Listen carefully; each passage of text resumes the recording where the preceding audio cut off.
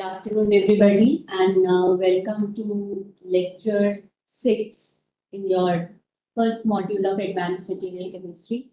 Hope you all had a nice weekend. And before you went for the weekend, we did study about the defects in solid. We studied about what are the defects, what are the different kind of defects, and how can we classify them on different criteria. Okay. So I hope it was all clear.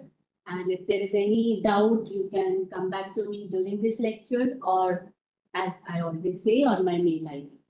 Okay. So today we'll study about, So when we talked about defects in the last class, we said Schottky defect, which is a pair of cation and anion vacancy, as well as Frankel defect, which is nothing but a ion or a lattice point atom that has moved into the interstices. So these are the defects that do not affect the stoichiometry of the crystal, which means the ratio of the cation and anion, they remain same even after the defect creation. Okay, so today we'll study about solid solutions. Now, what is solid solutions? Basically, solid solution is a different topic in itself, but you can also look at it as non-stoichiometric defect. Because when you try to make solid solution, you do nothing. In most of the cases, you're trying to create the non-stoichiometry. So we'll study a little more in next half an hour to 45 minutes about what are solid solutions, why do we need to study them, what are different types of solid solutions, and how can we actually characterize the solid solutions. Okay, so we'll share the lecture for today.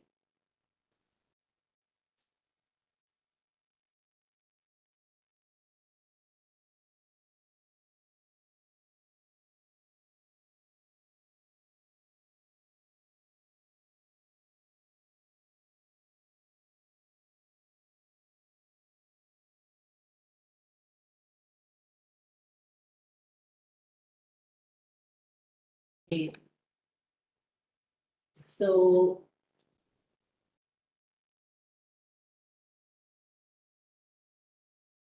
So what are solid solutions? You remember I also talked about intrinsic defect, extrinsic defect.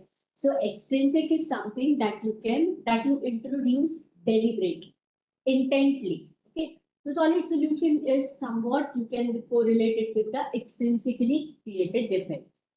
And what exactly are solid solutions? They are the crystalline phases or the crystalline solids that have variable composition. Okay, that means you have mixed the two solids in certain composition and they are present as single crystalline phase. Like it is shown here, you mix up A solid with B solid and you'll get AB solid solution. Okay. Now, when I say AB solid solution, and suppose I also have an AB compound, what is the difference between a solid solution and a compound? Because your compound also has A is to B is equal to 1. And your solid solution also has A is equal to A is B is to 1. Right?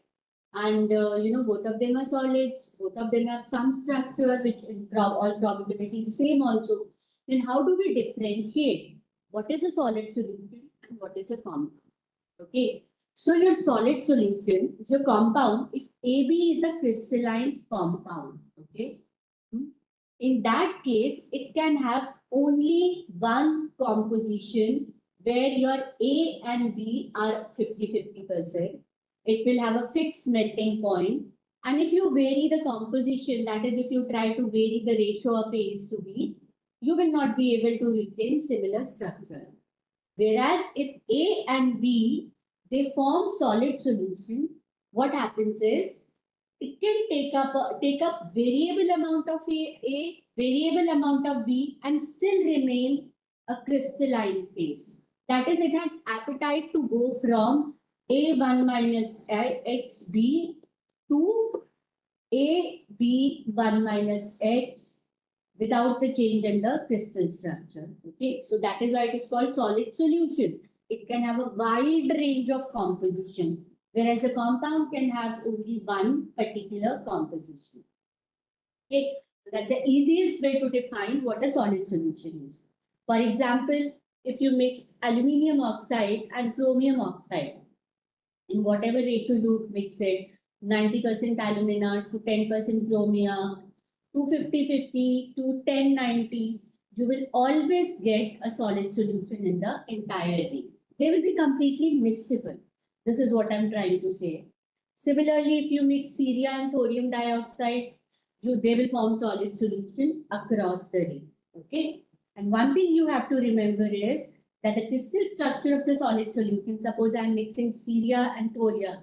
Ceria and thoria have got similar structure, so it doesn't really matter. But if you have two compounds A and B, you're mixing them, solid solution could be similar. The structure of the solid solution could be similar to A, could be similar to B, or it could have a different structure. But that particular structure will remain same as long as it is forming a solid solution. Okay. Now, okay, fine, solid solution. What are solid solution and all? But why should we study solid solutions? I mean, there has to be a need for everything that you do in life. There has to be some purpose. Okay. So, solid solution. Ultimately, what do we do with materials? We want them to do some function. We want them for a particular application. For that particular application, you would also want to tune its properties. Let's say its melting point is very high, you want to lower it, or it has these many electrical properties and you want to, kind of alter it to tune it to your environment. So solid solution provides you a way of modifying the composition, and so that by modifying the composition, you can control its crystal structure and properties.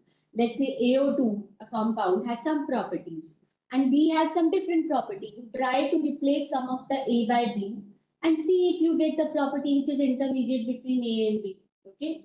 So what you're trying to do is you're trying to modify the composition, which will also ultimately affect its structure and properties.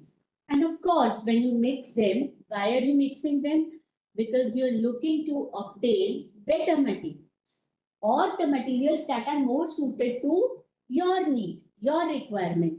You might want better electrics, you might want better magnetic material, ionic conductor. You might want to, suppose you have a catalytic material, you want to tailor the band gap. You introduce a material which has got a lower band gap. And if they're soluble, you might indeed end up with a better material. So they provide you a very nice avenue to tailor composition, to tailor structure, ultimately leading to whatever is your desired, required property for a particular application. All right. Example is ZRO2. Okay, ZRO2 is monoclinic in nature, crystal structure. But as monoclinic, it doesn't really have too many applications. The structure is not symmetric and there's basically not too many applications of monoclinic zirconium. But if you substitute it by some amount of calcium ion, calcium, strontium, barium, or you substitute it by Y3 plus or other, let's say, rare earth ion, you get substituted zirconia. Substitute means you are replacing some of the Zr by these ions. Now, what will happen is it will introduce oxygen ion vacancies. I'll talk about it detail a little later. Also, the structure will go from monoclinic to cubic. And when that happens is creation of vacancies provide you the pathway by which ion can move, and cubic zirconia provides a feasible structure. So they are widely employed as electrolyte in the solid oxide fuel cell for their low temperature application. Similarly, ceria is cubic. It doesn't have the problem of like zirconia is monoclinic. But when you dope ceria with some ions, it might create vacancies and it becomes a very good ionic conductor with applications in solid oxide fuel cell, catalyst. Dope ceria has got n number of applications. Barium titanate we know is ferroelectric. The problem is its TC is 120 degree, right? Now, if you want, and the dielectric constant is highest near the Curie temperature. Curie temperature means the temperature at which it transforms from ferroelectric to paraelectric. So what would you want? You would want to have the highest dielectric constant near to your application of material. Suppose I want it at room temperature. Then I try replacing some of the barium by strontium and the TC reduces to closer to room temperature. So this is how I have actually utilized the way of making a solid solution of barium titanate with strontium to get a ferroelectric with Tc closer to RT. And there are other, because I don't need to go into the details, but there are various ways to make different solid solution of barium titanate by which you can obtain ferroelectrics with very high energy density used for energy applications. Just some examples. Now let us go into the business of what is solid solution. What are different types of solid solution? Okay. The easiest could be what comes to your mind is solid solution means I have substituted some of the solid A with solid B. Those are called substitutional solid solution, where your guest atom or ion, it replaces the host atom or ion. For example, your AO2 is the host, you want to substitute some B in it. Let's say I've substituted 20% B in it, and you get a solid solution of A.8, B.2, O2. I call AO2 as host. I call where B4 plus is a guest, and B4 directly replaces A4 plus without any other change happening in the material. These are called substitutional solid solution. Okay. Now, when will two solids form solid solution? There has to be some guideline, okay, some rule. So there are rules. These rules are called Hume-Rowe 3 rules. They are, I do not really call them rules because they are the most common logics behind when can two compounds be miscible with each other. Okay, most of the time, if you don't try to cram and learn the thing, most of the time the logic explains why it is what it is. Okay, the first rule of the Excuse me, ma'am. yes, please.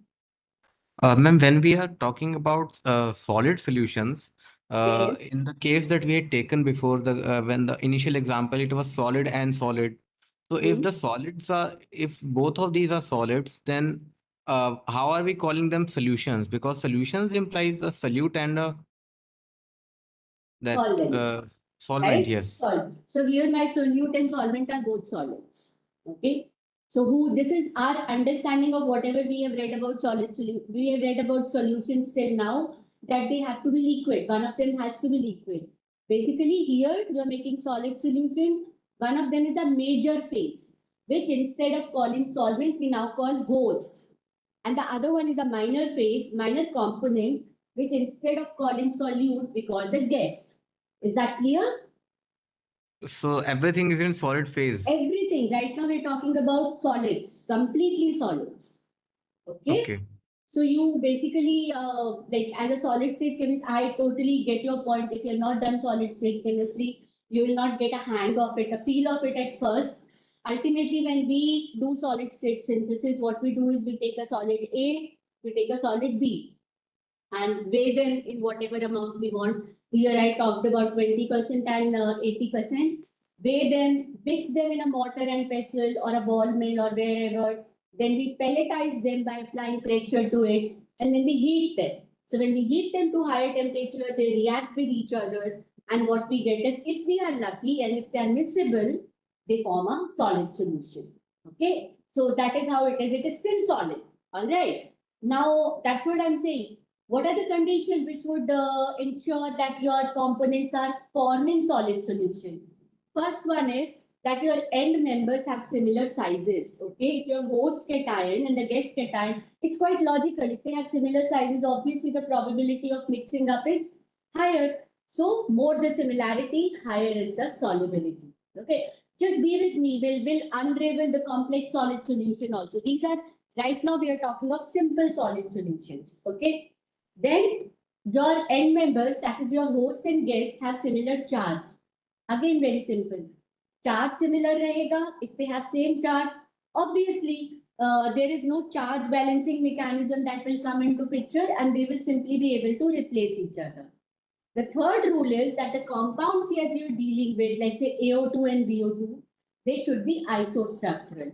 Now, all the three criteria, okay, let's first finish that. They should be isostructural. So, if the structures are similar, again, the probability of forming solid solution is higher. So, what do you know 3 rules say? They say if your components have similar sizes, similar charge, and also if your end compounds are isostructural, there is a high probability that they will form solid solution. Okay. Now, when I say this, I would again say, and this is the disclaimer that we make. These rules are guidelines. Whether the solid solution forms or not, this cannot be predicted. It has to be done experimentally. Okay. You have to experimentally see whether the solid solution is formed or not formed, and if it is formed, up to what extent it has formed. Okay. Otherwise, it also comes by experience. Suppose you have been working on a class of material for 3-4 years, you get a fairly good hang of whether they would be miscible and what would be the kind of a rough idea about how much miscibility would be there. Okay, just we'll again move to the things. So till now, what we talked about, the simple solid solutions are two types. One we talked about is substitutional solid solution, where your guest atom simply replaces the host atom. Then the conditions that govern the solid solutions, the substitutional solid solution, are called U-3 rules, which suggest that if your sizes are similar, the charges are similar, and if the end members are isostructural, there's a high probability of forming solid solutions. Okay. The second type of simple solid solution is interstitial. We talked about substitutional, wherein your A at the lattice point is substituted by B. Interstitial means your A remains as it is, but your A means your host remains as it is. Your guest goes and occupy the available interstices. Okay. So these solid solutions involve inserting atoms into the interstitial sites in the parent structure. So you would, many a times in our school, in our college, when we study organic reactions, mostly we come across this catalyst, palladium hydrogen.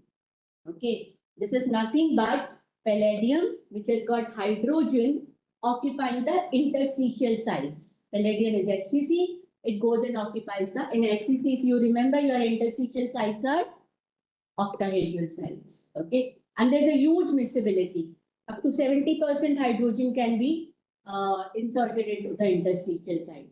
Similarly, the steel that we use, okay, at our homes and industries, what is steel? It is nothing but the interstitial solid solution of carbon in FCC of iron. You have FCC of iron where carbon goes and occupy the interstitial site. Okay. So till now, if you had noticed, whatever I talked about cations, cations replacing cations, cations getting into interstices. So does that mean that substitution solid solution with anions do not happen? They do happen. But the thing is, when you want to form the simple solid solution, your U-3 rules become real important.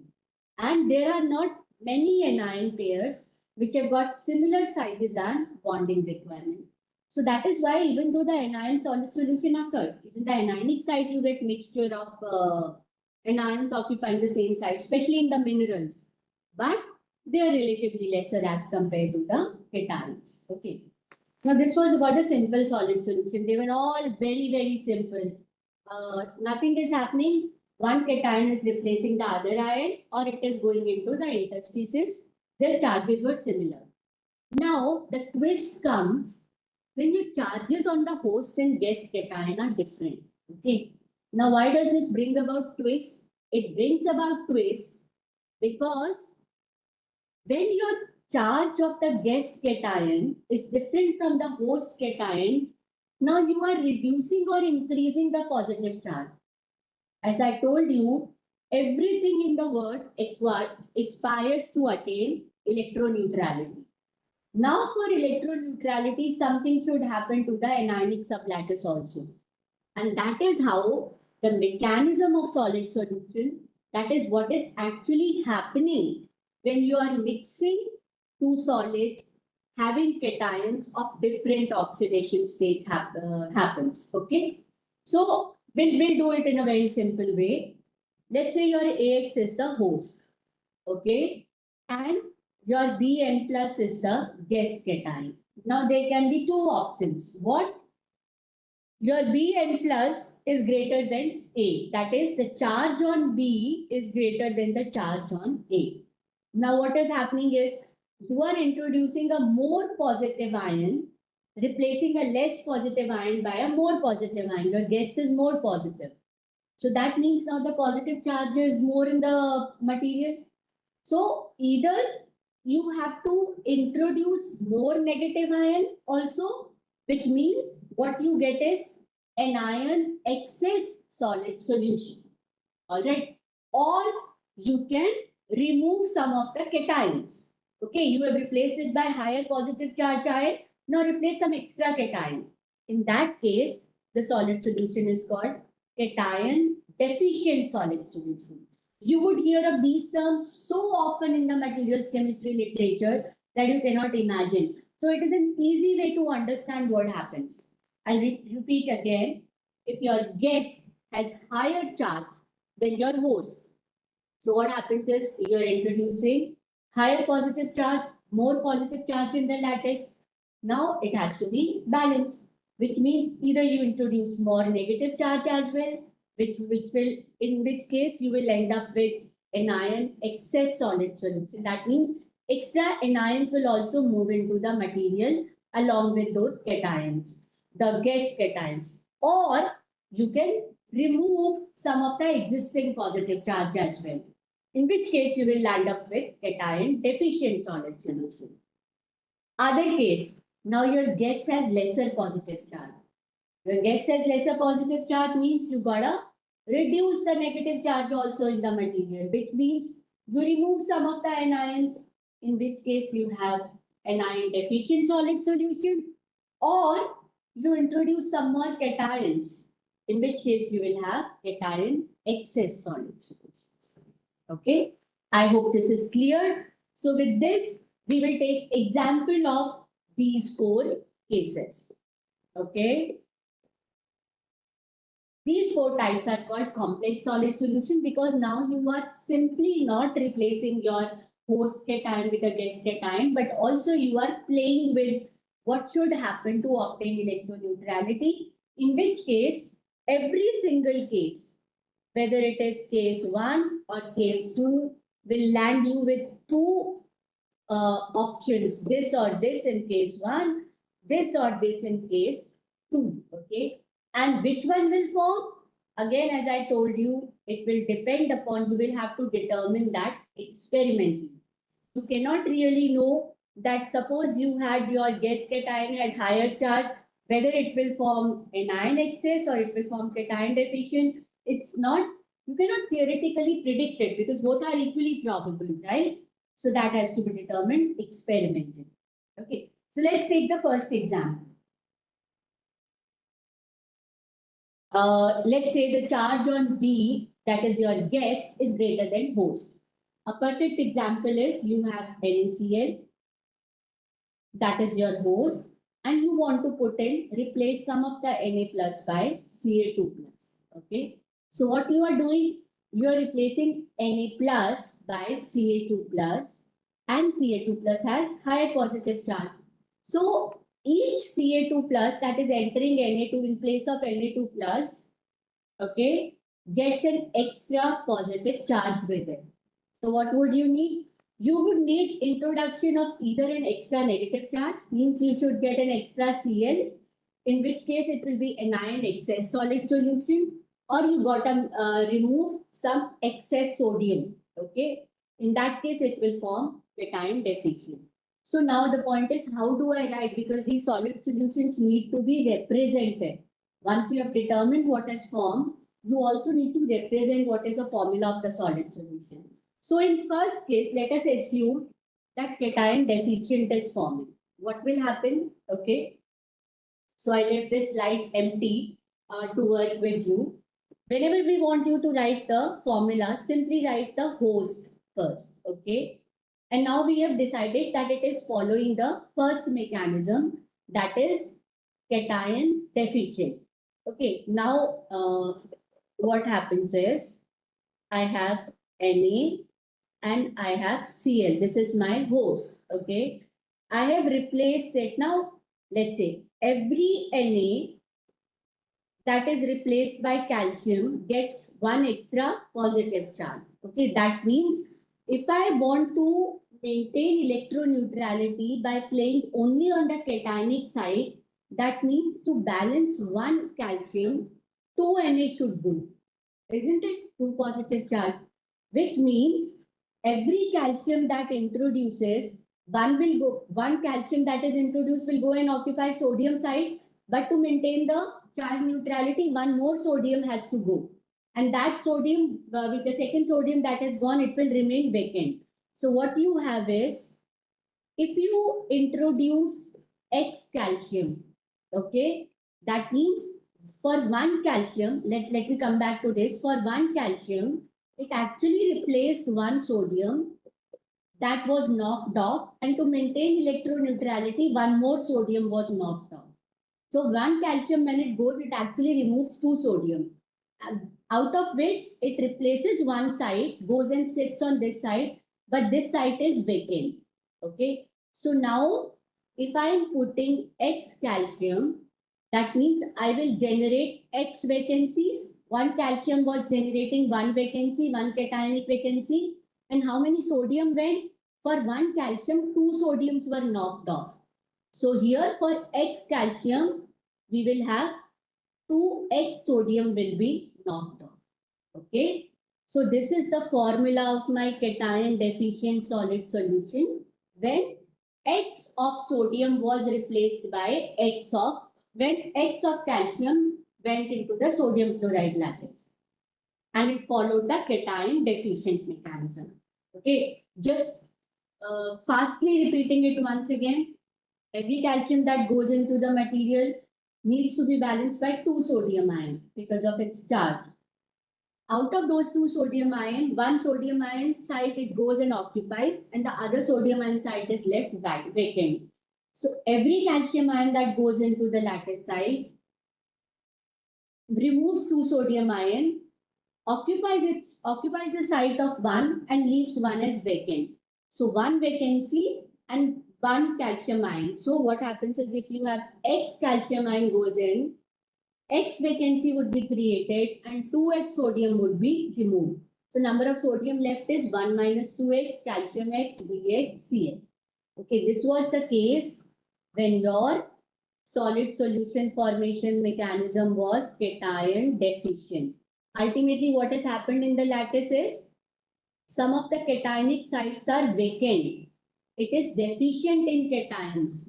So we call it cation deficient mechanism. Okay. Now suppose X calcium goes and it replaced X sodium. But now the charge balance occurs by increasing the negative charge, because more positive charges occurred, more positive charges come into the lattice. So I can also increase the negative charge of the lattice to balance it out. So this will become 1 plus X. Okay. Now this is for the same mixture of solid, X calcium into NaCl. If you have the cation deficient solid solution, this would be the formula. And if you have the anion excess solid solution, this would be the formula. Okay. I hope it is clear. If it is not, tell me. Any doubts?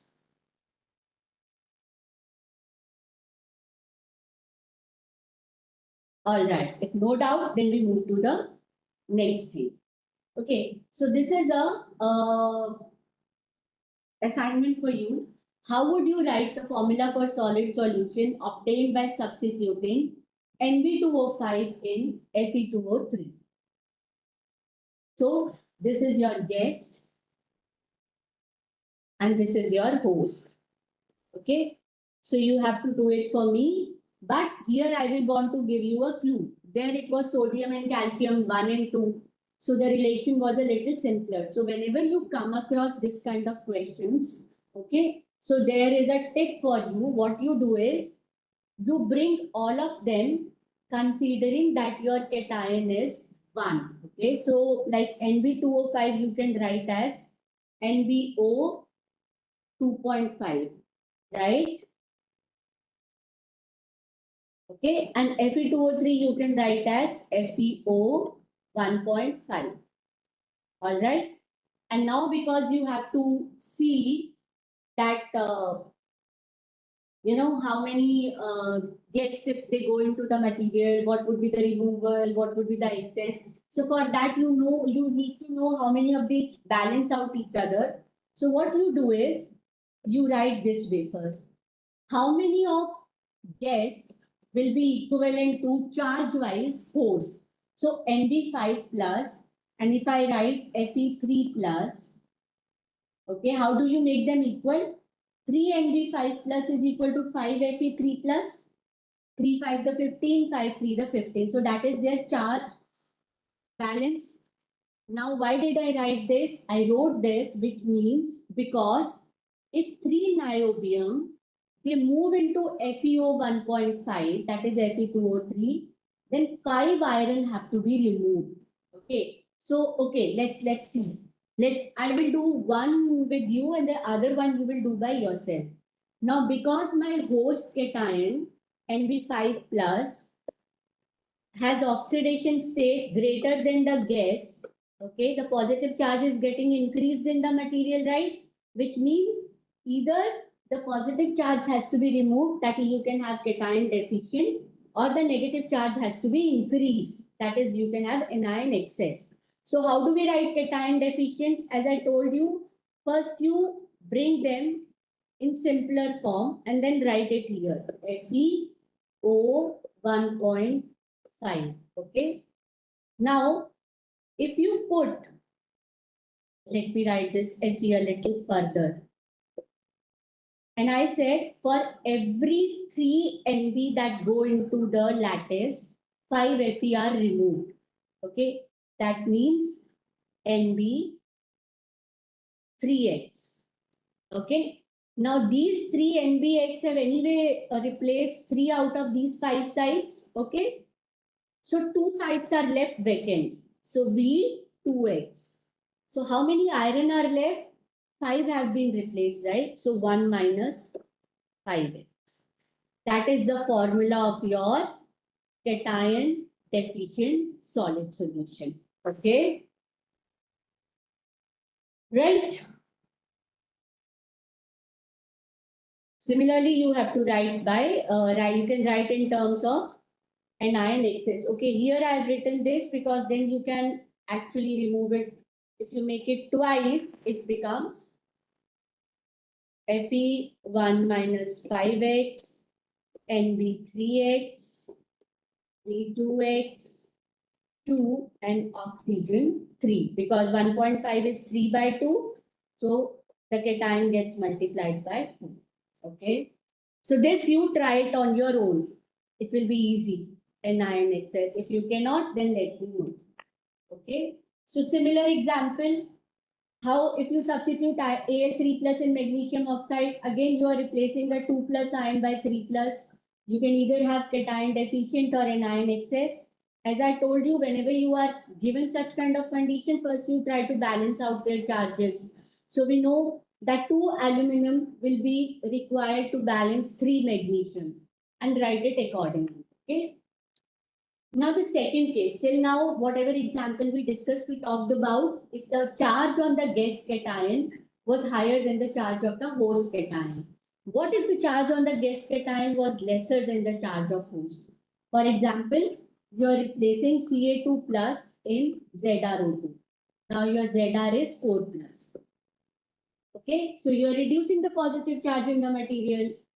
Either remove some of the, let's say, sorry, either increase the positive charge, in that case you have cation excess, or remove the negative charge. So anion deficient, just opposite of the first case. Okay. And these solutions are relatively simpler to write. For example, if you have ZrO2 and you want to replace some by calcium 2 plus, okay. So let's say X amount of calcium go into the lattice and I want to play with the anionic sublattice. Then 2 minus x will be 2 minus x of zirconium will be left. Okay, how many charge negative ions will have to be removed? This is also simple, even if you don't balance charge. See, you have ZrO2 and you have calcium oxide. For every Zr, how many oxygens are there? 2. For every calcium, how many oxygen are there? 1. Okay, so that means for X calcium, for every calcium that goes into zirconium, 1 oxygen is removed because calcium with it require only 1 oxygen. For X calcium, you need to remove X oxygen. That is your anion deficient solid solution. If you want to write cation excess, very simple. For every Zr which is 4 plus, to balance out the charge, you need twice of calcium. So extra calcium has to move inside the material. So Ca2X, okay? So electroneutrality is maintained by putting an extra calcium, okay? Just simple things, if you go through it, it'll be easy to work out and they're always fun to write. These formulas are fun to write because they're simple maths and nothing else. All right. Now, sometime till now we talked about only the cationic substitution. I also told you that anionic substitution happens even though it is rare. Can the substitution happen?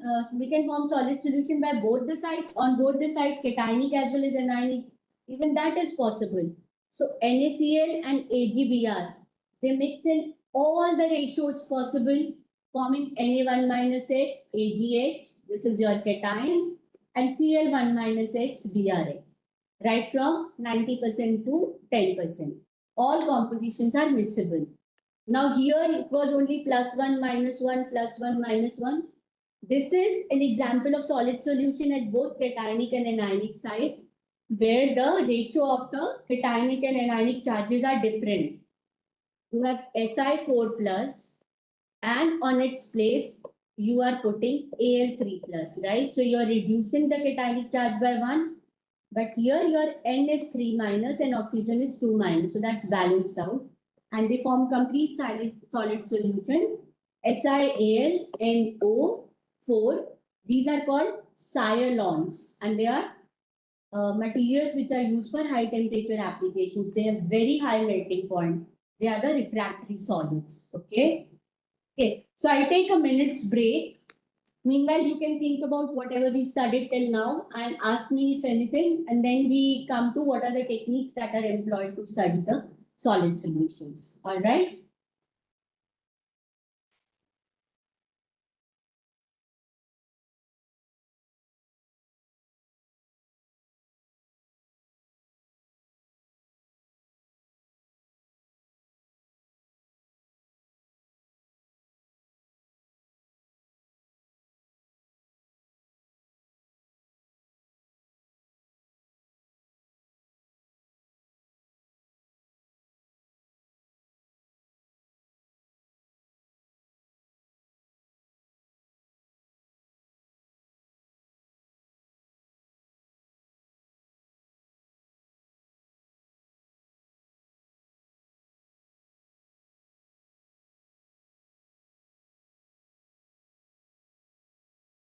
Any questions? See, ultimately doing materials chemistry is nothing but, making compounds and solid solutions. So it is good to understand what kind of solid solutions are formed. And also, why, what is the difference between the simple and the complex? Simple where there was substitution, and complex where you had differently charged ion. See, the thing is, most of the time you will be dealing with complex solid solution. Okay, simple solid solutions are very few and rare because they do not really change properties that much. They have similar sizes, similar charges, similar structures. What would you gain out of mixing them? What more can you gain? So most of it is complex only, where either the sizes are different or the charges are different. So what happens is mechanism, whether it is excess happening or vacancy happening, because these can change your entire game and the property. If you are getting a solid solution which has more vacancies, okay, which have more vacancies, you might get better conductors. If you are getting something which has more excess of the anion, of any ion, that could give you more densely packed phases. So it is all about it. Also, you have to realize one thing, that when you are forming complex solid solutions, that is when charge balances are happening, that is vacancies or interstitials are being created, the solubility will rarely be complete.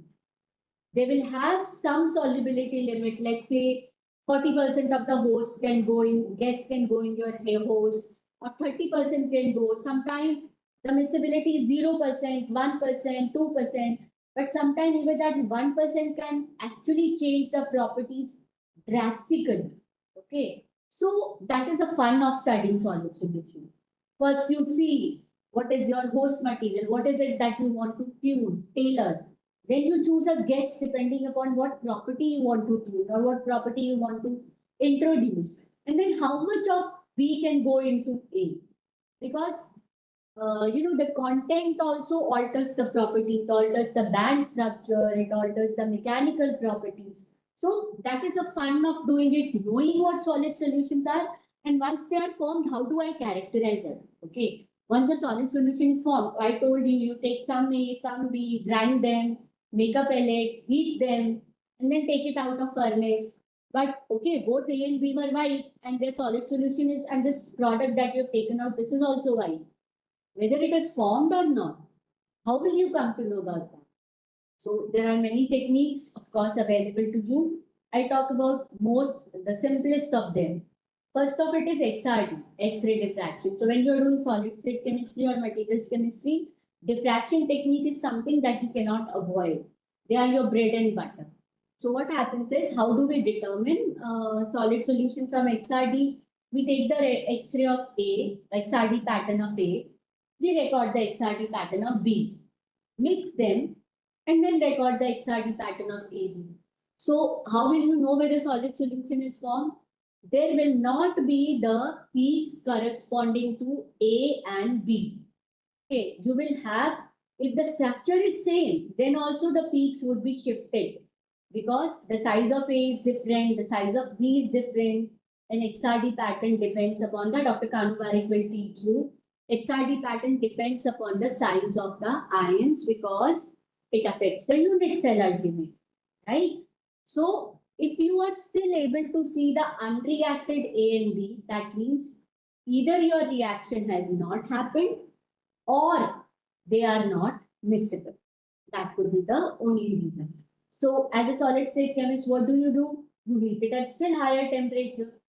Okay. Then also you're not able to see. Go to the highest temperature available to you because that is also the limitation.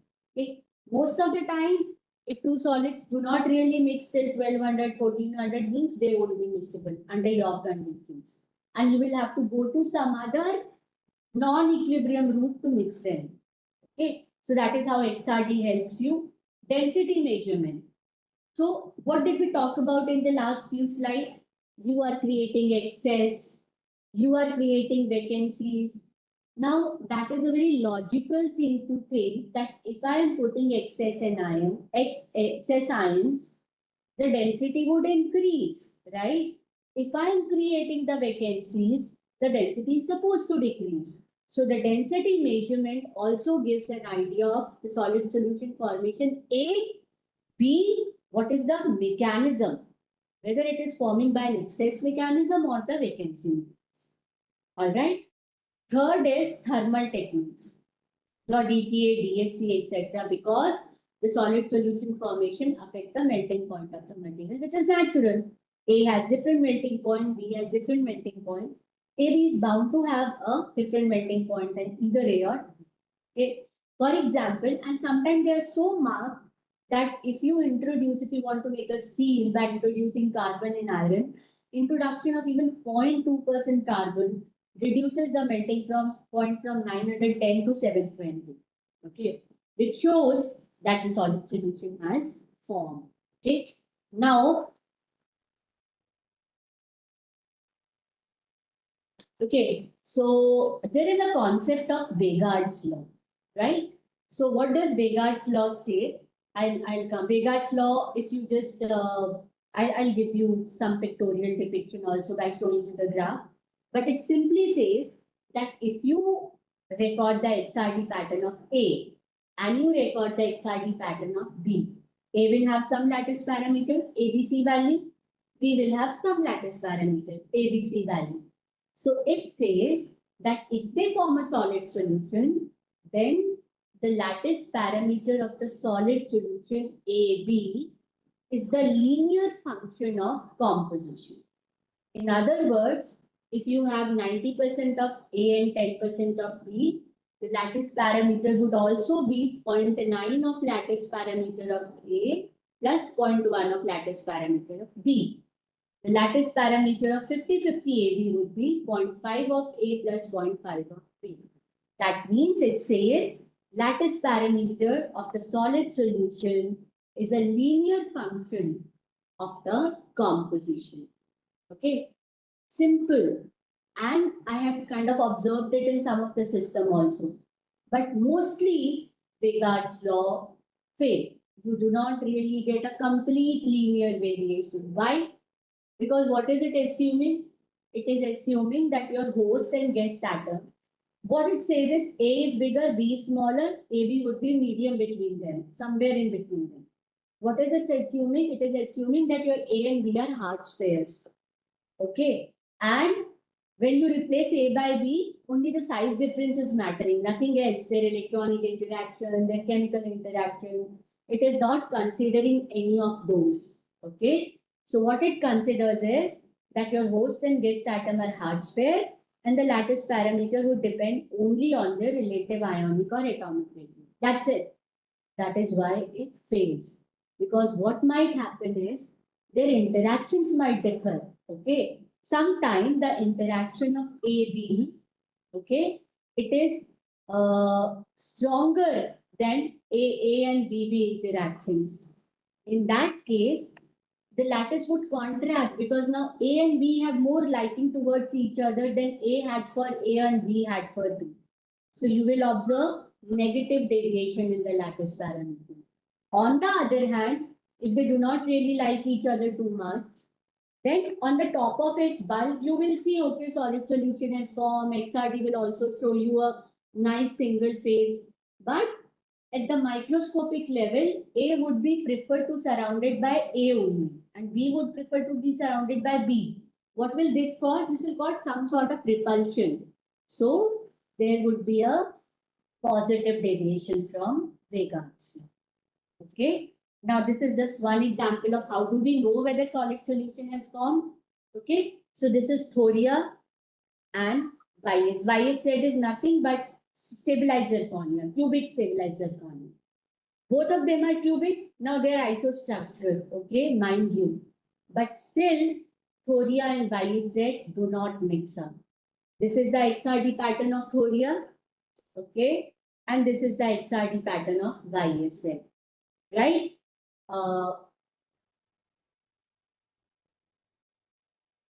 And this middle one is the XRD pattern of 50 YSZ and thoria. So if you can see, there are peaks corresponding to both YSZ here and thoria. The one that are marked as stars are those corresponding to YSZ and the other ones are thoria. So they have not mixed up.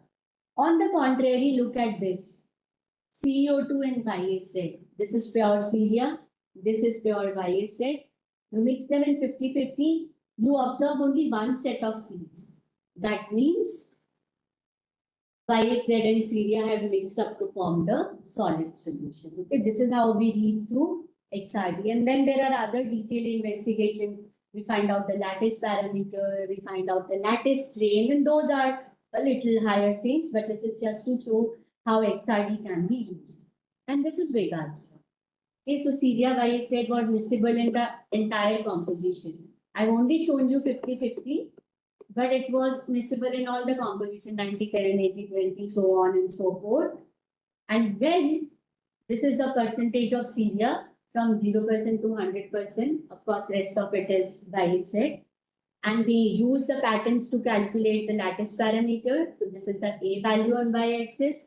And each point represents the lattice parameter of that particular composition. So this is pure Ceria. I'm sorry, this is pure biased and this is pure stevia. And as you can see, that they fall in almost a single line. So this follows the Vegar's law. Okay, so I hope it is clear what is Vegar's law and how do we determine. And then I showed you that density measurement can be used not to just show that solid solution is formed, but also to see what mechanism has been followed. Again, when I say mechanism, what do I mean? I taught you when the charges of host and guest are not equal. In one case, one is higher, in other case, other is higher. In each of these cases, there are two subcases. And one was excess and the other was deficient. So whether excess is formed or deficient is formed. So what do we do is we assume, let's say, calcium oxide in ZrO2. Okay. Now, because this is your guess is lesser positive charge, you can have cation excess or you can have anion vacancies. So what we do is we theoretically assume that it is cation excess. And from the theoretical density of calcium oxide and ZrO2 and the way we are mixing them, we try to calculate the density, not determine, calculate. And we get something like this. And then we assume that anion vacant form mechanism is being followed. And then we calculate the densities. We get this line.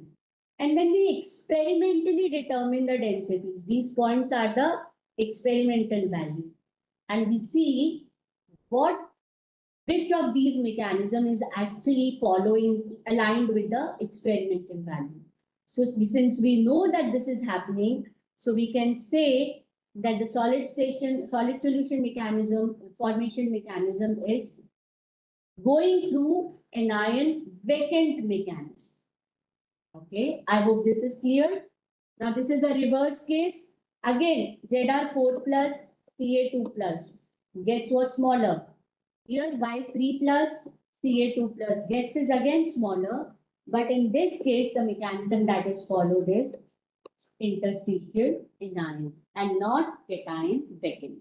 So what we do is we determine the theoretical trend in density expected by both the possible mechanism, match it with experimental value that gives us an idea of solid state formation.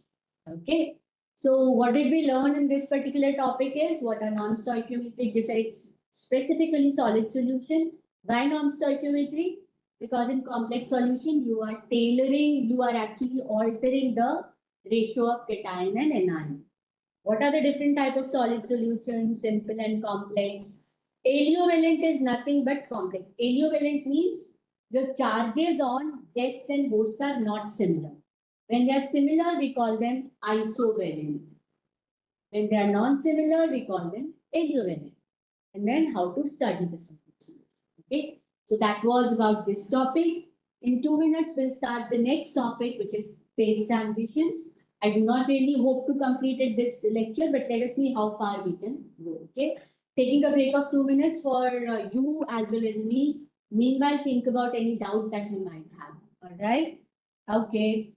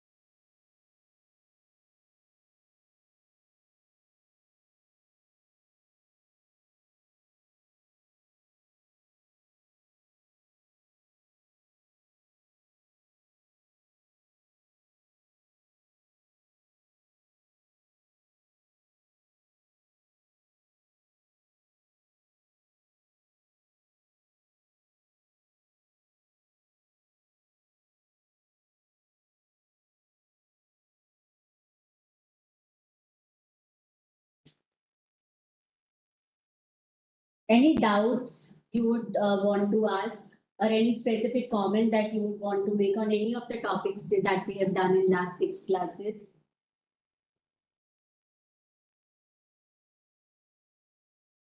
So as I told you, I shall be giving you an assignment after day after tomorrow's lecture, and you'll need to submit that to me back in the stipulated time. That would be the part of your overall assessment for this course.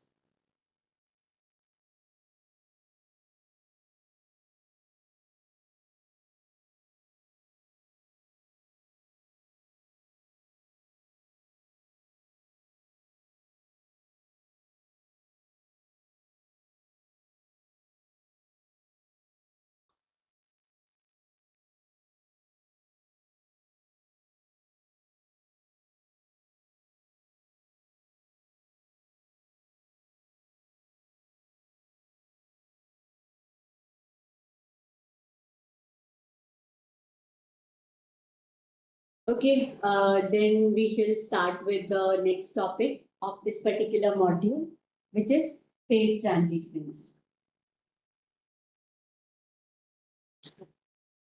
Okay, now what is phase transition?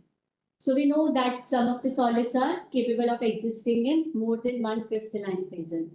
So the most common example is diamond, graphite, both of them are carbon. Okay. There are different forms of silica, SiO2, the sand that you see on beaches. Okay. So when a compound is capable of existing in more than one crystalline phases, then the transition from one crystalline phase to other crystalline phase is called phase transition. It's as simple as that.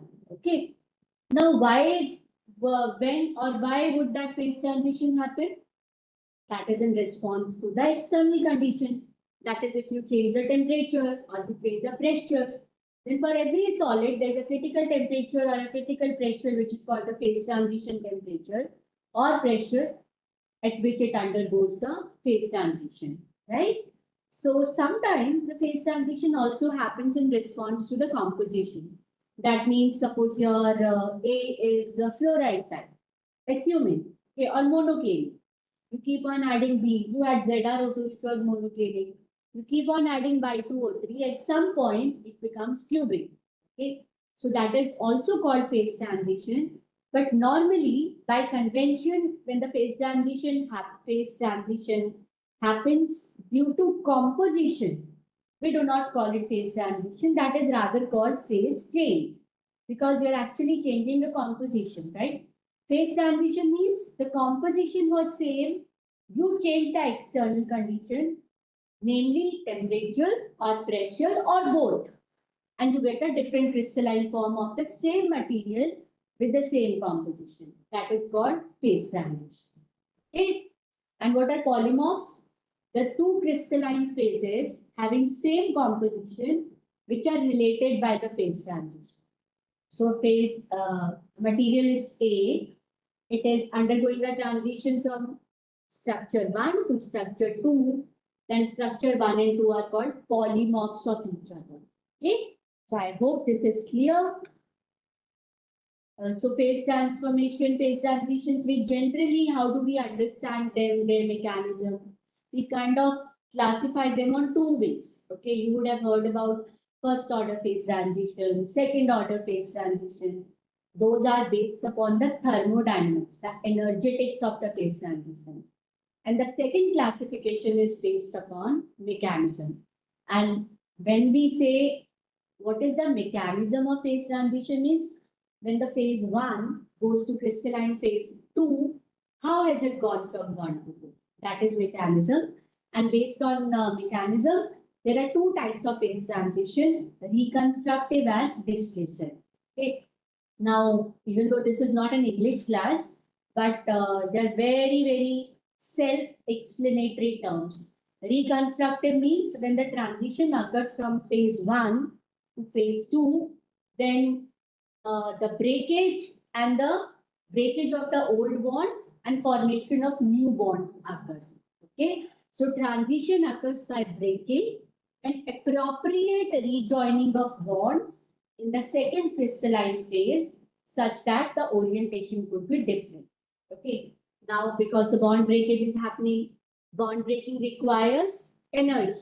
All right. And when something requires energy, they are slow. So reconstructive phase transition occurred by breaking of old bonds, formation of new bonds.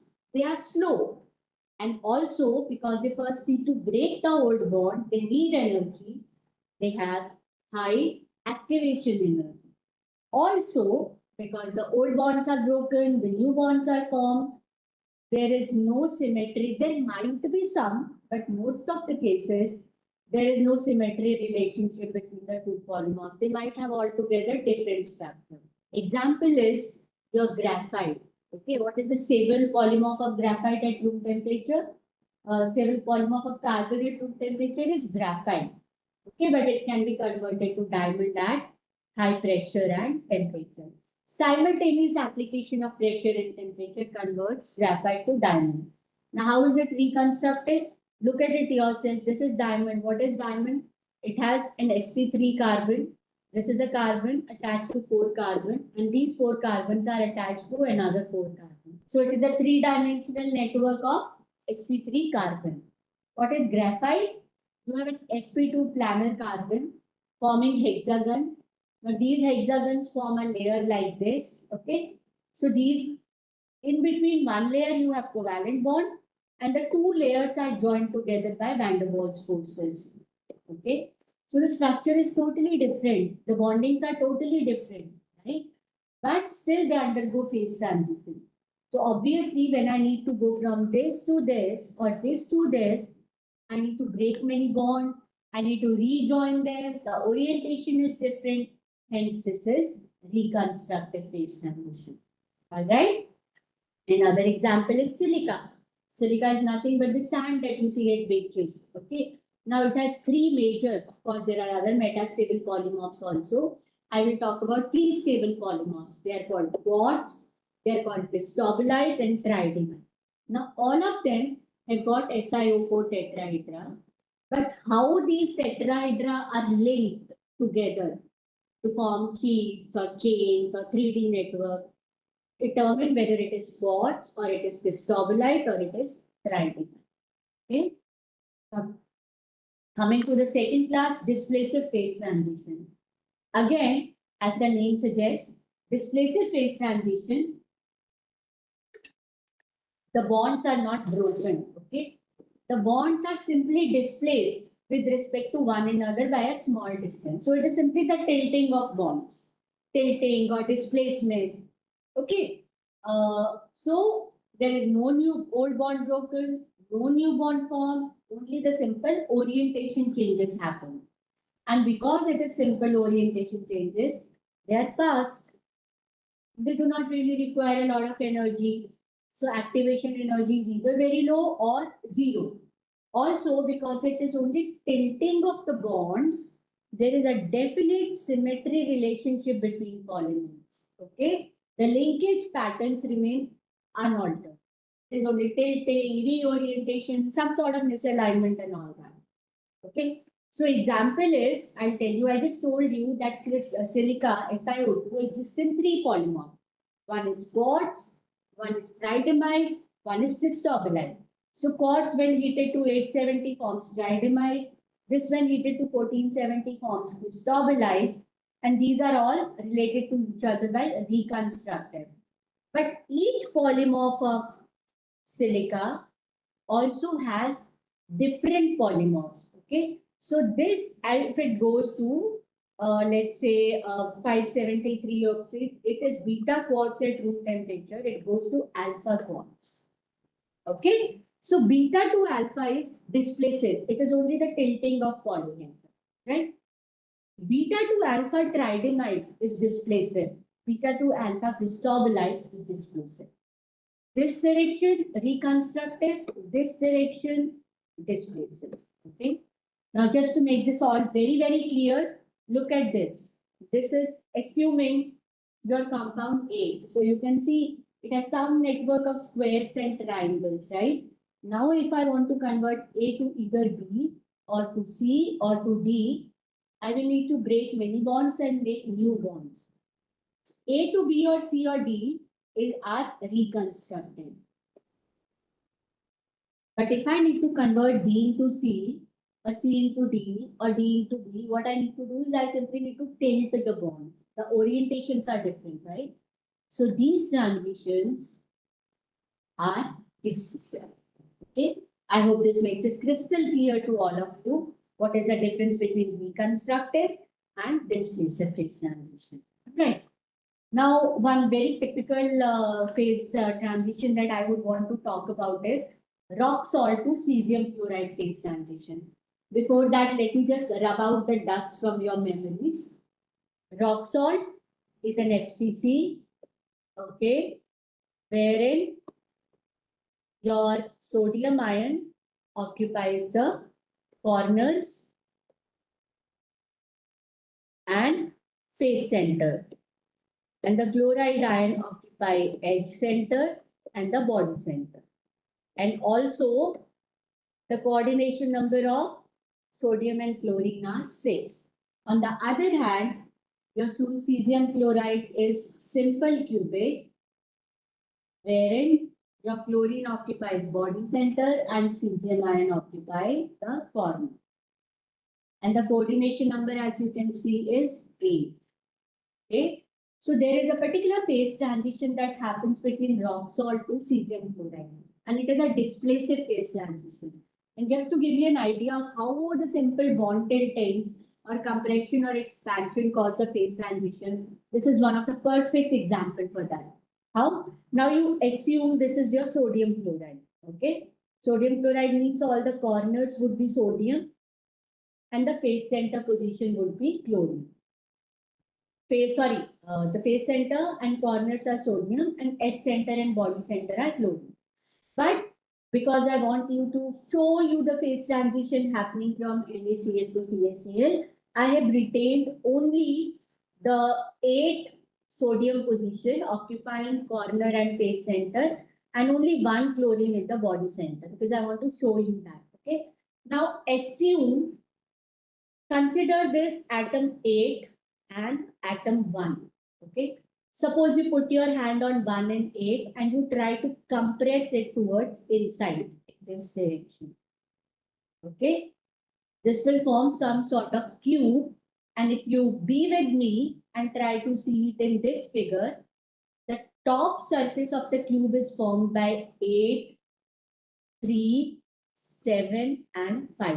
Okay. So 8, 3, 7, I'm sorry, not 5, 8, 3, 7, and 4. This is the top surface. Okay.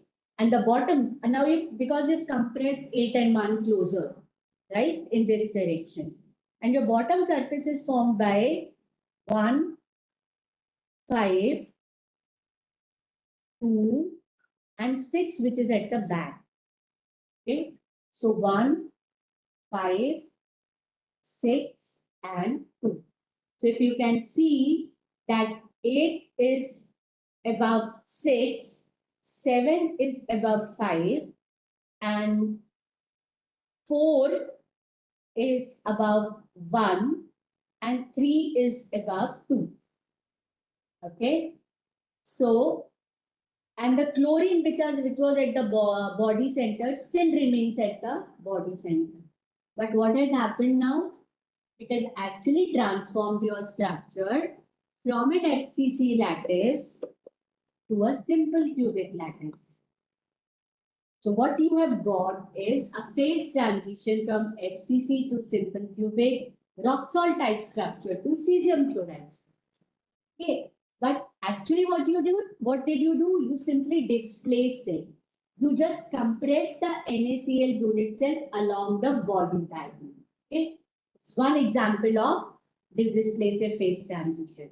Okay, so how does temperature and the pressure affect the phase transition? I told you phase transition happens in the face of external change in external condition, which are primarily temperature or pressure or both. So some general guidelines on what the higher temperature phase would be like, what the lower temperature phase would be like. So you have to see that when you increase the temperature, the symmetry increases. That is, if the phase transition is happening between phase 1, phase 2, and the transition is brought about by increasing the temperature, then the phase 2 will have higher symmetry. Okay? It will have higher symmetry. High temperature phases are more open. They have higher volume. They expand, right? And the atoms or ion, they have lower coordination number.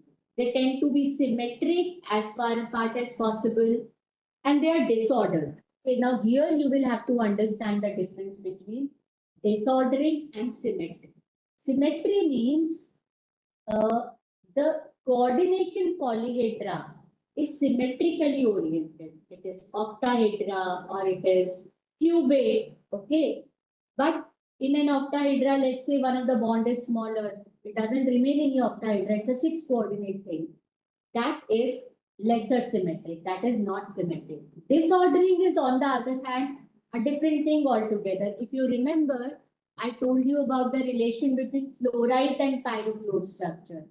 Fluorite is more cubic. If I'm talking about the fluorite of the type AbO2, wherein cation could be A or could be B, then fluorite has disordering of A and B cations on the A side. Okay, that means you cannot pinpoint where is A, where is B. They are so much randomized. But the structure is fluorite, which is more symmetric. But when AB order, that is AB along x-axis, along y-axis, along z-axis, the ordering occurs, the symmetry reduces from fluoride FM3M, this is the space group, to pyrochlore, which is FD3. Okay? So when you have two crystalline phases which undergo phase transition by changing temperature, then the high temperature phase will be more symmetric, more disordered, have open structure, lesser coordination number. But when you increase pressure, that is now the phase transition is happening by pressure. Phase 1 and phase 2 are related by change in pressure.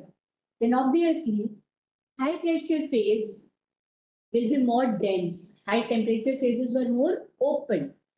You are applying the pressure, you're making everything come closer. So they are more dense.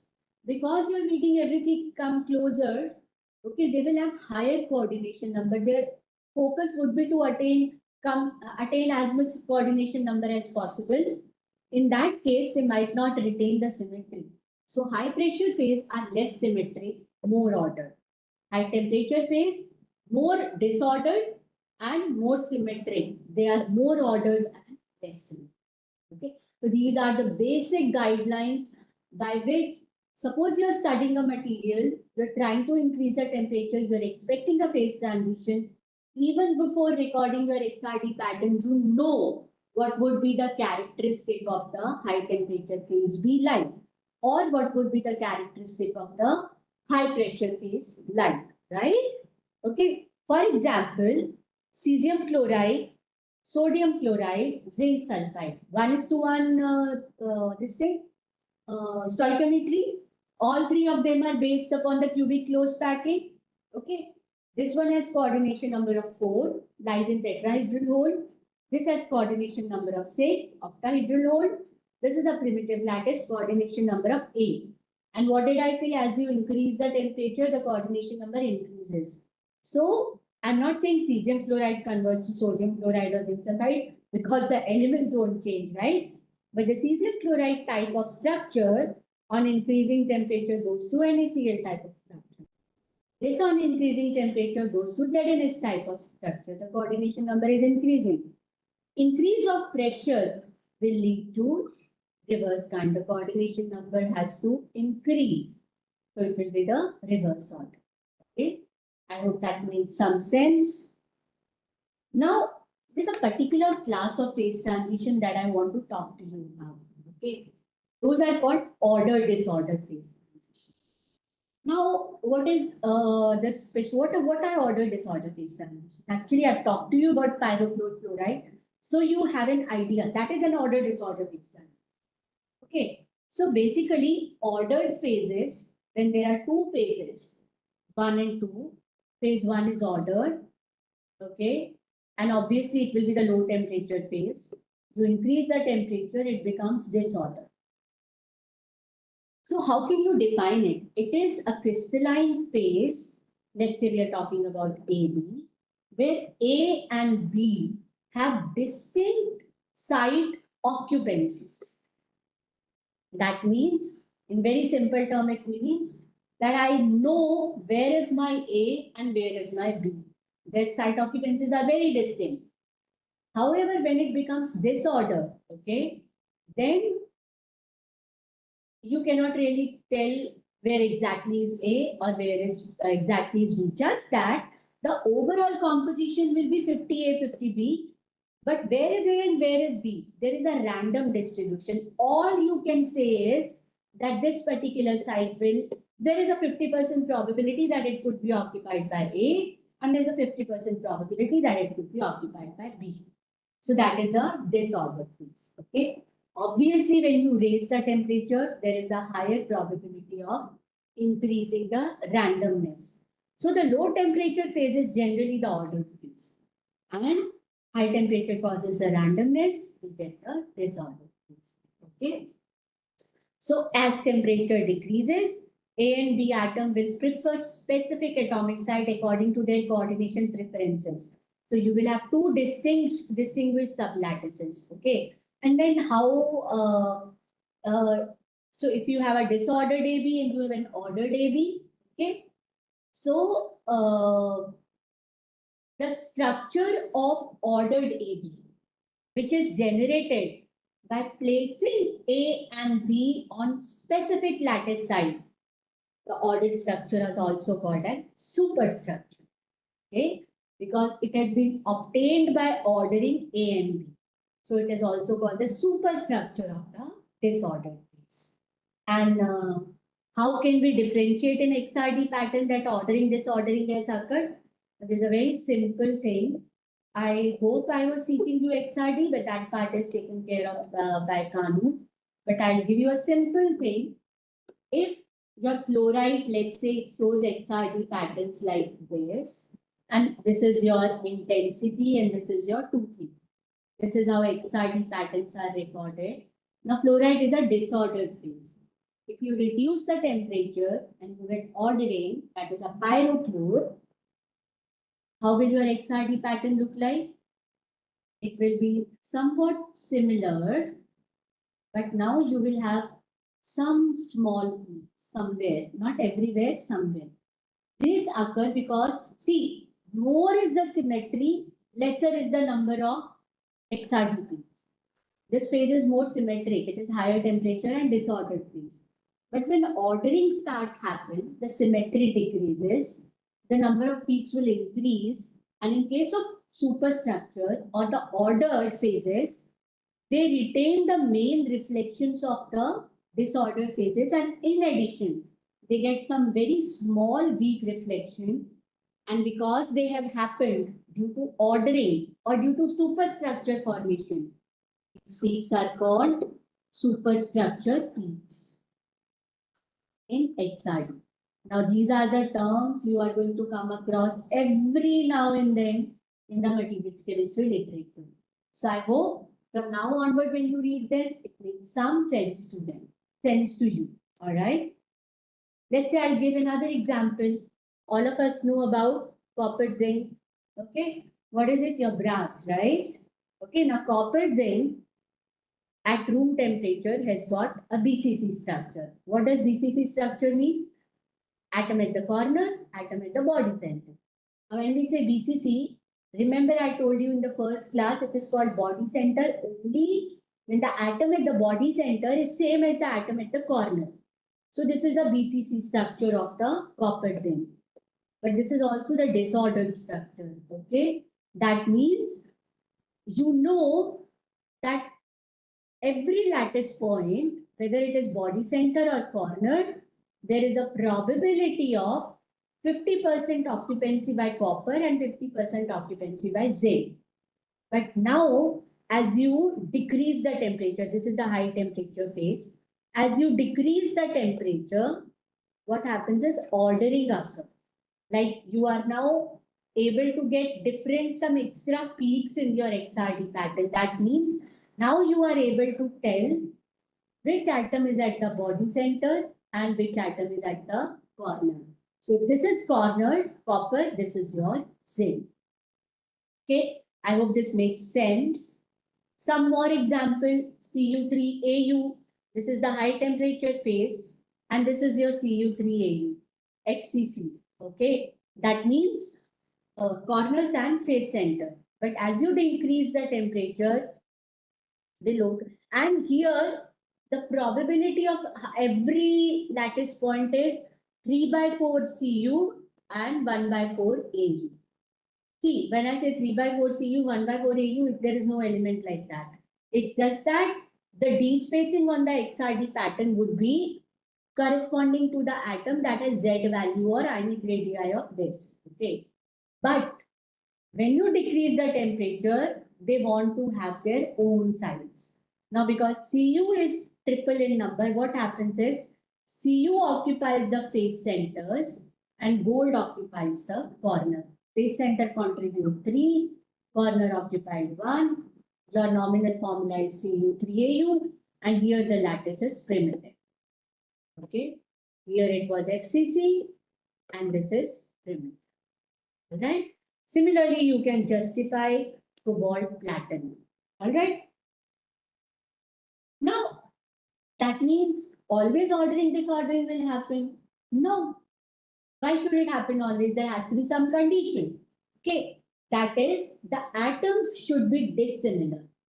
If the atoms are similar in ionic radii or Z value or bonding requirement, why would they order? Because they will have, if there is an AB, they will have same affinity for B as it has for A, because they are almost similar. So they will not order. They have to be dissimilar in terms of size, in terms of charges, oxidation state. Then only they can order. Also, there has to be more affinity between AB rather than AA and B. Then only A would be wanting to surround it by B, right? So all the things do not order. They have to be dissimilar in terms of sizes, charges, and there has to be more affinity between the two different elements. Okay. And how can you know that ordering has happened? I told you appearance of XRD peaks and XRD, extra peaks in XRD due to lowering of symmetry, which are also called the superstructure peak. Now, when your structure orders, if you remember, I told you structure property relationship, it provides better pathways for the mobility of ions. There's lesser scattering. So the ionic conductivity of ordered phases more. Also, because they are more ordered, they're easier to convert them into sheets and wires. So they are more malleable and ductile. So they have better packing and they show higher density. Okay. Now, what I'll do is we are left with thermodynamic classification and martensitic phase transition. This we take in the next class in the first 15 minutes. And beyond that, we would do our last topic, which is the synthesis of material. I'll give you a bird's eye view of important synthetic routes that the materials chemists adopt. Okay. So with this, I would like to wind this lecture up. Any doubts in the next 2 minutes, I would be happy to take it. Let me know if there is any doubt at all.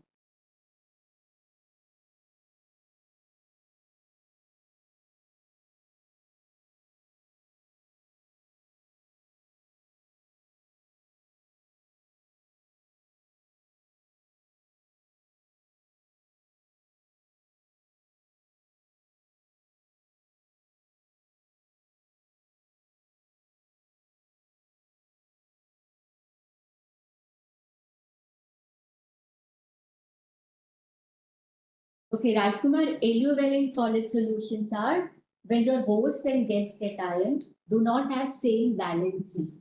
When they do not have similar charges, they are aliovalent. When they have similar charges, they are isovalent. Okay. Anything else?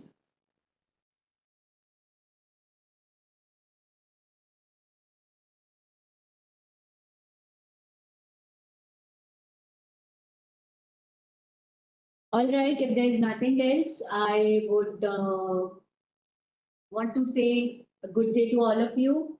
I hope you enjoyed the lecture. We are left with one more lecture in this particular module. So I'll see you on Wednesday for the same. Thank you.